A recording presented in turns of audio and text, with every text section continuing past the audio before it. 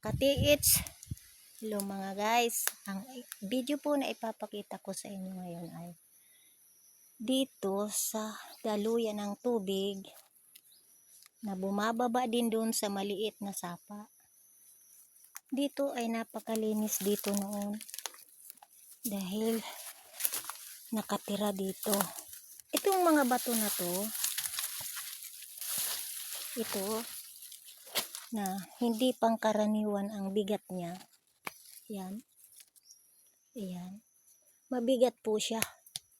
Para siyang tumitimbang ng bakal. Lalo po ito. Dito ko po yan inipon sa ibabaw ng bato na yan. Dahil nagkaroon po ako ng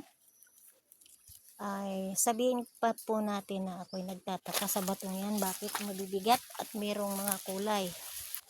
Dito po, dahil noon po ay nilinis ko yan noon. May kubo dito dati noon. Ngayon wala na. Yan pong araw na yan.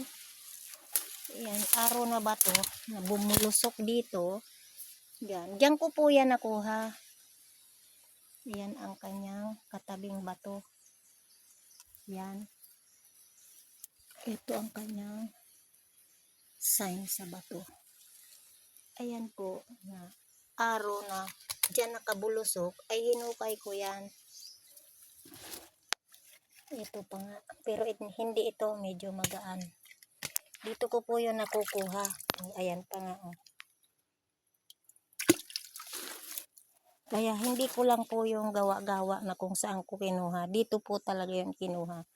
Mga bato na yun. Batong mabibigat.